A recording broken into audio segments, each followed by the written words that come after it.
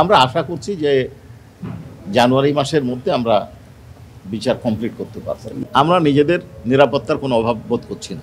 রক্ষা করা, প্রশাসনের নিরাপত্তা দেওয়া, ট্রাইব্যুনালের নিরাপত্তার বিষয়টা টোটালি আইন শৃঙ্খলা রক্ষাকারী বাহিনীর বিষয়। তারা এটা দেখবেন বা তাদেরই দেখার দায়িত্ব। আমরা নিজেদের নিরাপত্তার কোনো অভাব বোধ করছি না।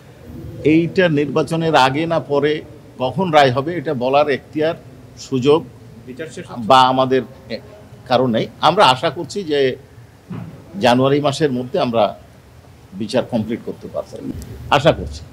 অনারেবল ট্রাইব্যুনাল 1 এবং 2-এ দুটো মামলার ট্রায়ালের জন্য দিন ধার্য আছে। অনারেবল ট্রাইব্যুনাল 1-এ রামপুরার 2 জনকে হত্যা করা এবং আমির হোসেনকে ঝুলন্ত অবস্থায় গুলি করার যে মামলা, সেই মামলায় 2 জনের জবানবন্দি হয়েছে, একজনের জেরা চলছে শেষ পর্যায়ে। ওই যে 2 জনের জবানবন্দি হয়েছে তাদের। আর আবু সাঈদের মামলায় আমরা 2 জনের সাক্ষীর হাজিরা দিয়েছি। 12তম সাক্ষী হিসেবে রেজা সাক্ষী দিয়েছেন। বিশ্ববিদ্যালয়ের ছাত্র ছিলেন ওই সময়, আকিব রেজা খান। ওই সময় বিশ্ববিদ্যালয়ের তৃতীয় বর্ষের ট্রিপলি বিভাগের ছাত্র। তিনি জবানবন্দি দিয়েছেন। তার জেরার শুরু হয়েছে। আমির হোসেন এবং সুজন চন্দ্র রায় 2 জনের পক্ষে তার জেরা করা হয়েছে। বাকিদের জেরা 2:30টার সময় শুরু হবে।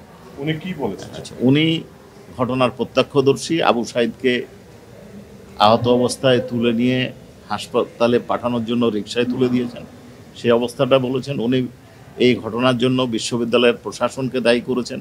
কয়েকজন শিক্ষক কর্মচারীর নাম বলেছেন, পুলিশ কর্মকর্তাদের নাম বলেছেন, যারা এই হত্যাকাণ্ড ঘটিয়েছে, যারা আবু সাঈদকে আহত করেছে, লাঠিচার্জ করেছেন, যারা আবু সাঈদকে গুলি করেছে, কারা বিশ্ববিদ্যালয়ের ভেতর থেকে ঢিল মেরেছেন এবং একজন শিক্ষক ঢিল মেরেছেন, কর্মকর্তারা ঢিল মেরেছেন, এটা বলেছেন।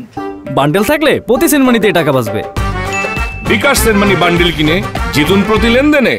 বিশ্ববিদ্যালয়ের নাম বলেছেন? জি, কয়েকজন পুলিশের নাম বলেছেন উনি। আরিফ সাহেবের নাম বলেছেন এবং কনস্টেবল সুজন চন্দ্র রায় এবং আরেকজনের নাম বলেছেন। বিশ্ববিদ্যালয়ের শিক্ষকের কথা বলেছেন, প্রক্টর সাহেবের কথা বলেছেন এবং প্রশাসনের কথা বলেছেন। এবং ওনার পরিষ্কার মত যে বিশ্ববিদ্যালয়ের প্রশাসনের নিষ্ক্রিয়তা, নীরবতা এবং বিশ্ববিদ্যালয়ের প্রশাসনের গাফলিতির কারণেই এই হত্যাকাণ্ড সংঘটিত হয়েছে। আমরা কয়েকজন সাক্ষী আছে, দেখি আজকে হবে কিনা। আমরা ধারাবাহিকভাবে সাক্ষী দিই। প্রসিকিউশন টিম থেকে একজন সাক্ষীর অসুস্থতার কথা একদিন বলা হয়েছিল, আমি যতটুকু জানি। কিন্তু বাকি যে বিষয়টা ছিল সেটা হচ্ছে যে মামলা পরিচালনার ক্ষেত্রে আমাদেরকে পলিসিগত সিদ্ধান্তে চলতে হয়। আমরা অপেক্ষা করছিলাম যে ট্রাইব্যুনাল 1-এ আবু সাঈদ হত্যাকাণ্ডের 2টো পার্ট, একটা হচ্ছে শেখ হাসিনা, আসাদুজ্জামান খান কামাল এবং চৌধুরী আবদুল্লাহ মামুন, তার সাক্ষ্যটা কমপ্লিট হলে সেই সাক্ষীটা আমাদেরকে ট্যালি করতে হয়, ত্রুটি বিচ্যুতি দেখতে হয়। এছাড়াও আয়ো সাহেব অন্য 2টো মামলা ইনভেস্টিগেশনে ব্যস্ত ছিল, আমি ব্যক্তিগতভাবে একটু কাজে গেছিলাম বিভিন্ন কারণে। এইটা খুব বড় ধরনের কিছু ত্রুটি বা সমস্যা নয়, এটা স্বাভাবিক প্রক্রিয়া। মামলার যে কোনো সময় অ্যাডজর্নমেন্ট হবে, কোনো সময় বেশি সাক্ষী হবে। এই ক্ষেত্রে প্রসিকিউশন মামলা ডিলে করার বা ডিলে হচ্ছে এই ধরনের কোনো চিন্তা করার কারণ নাই। দ্রুততম সময়ের মধ্যে মামলার সাক্ষ্য গ্রহণ শেষ হয়। 62 জন সাক্ষী আছে। আজকে 12 নম্বর সাক্ষী হয়েছে। আমরা আশা করছি যে 30 থেকে 35 জন সাক্ষী দিয়ে মামলা ক্লোজ করব। সময় বলবে, তবে সাক্ষী আছে।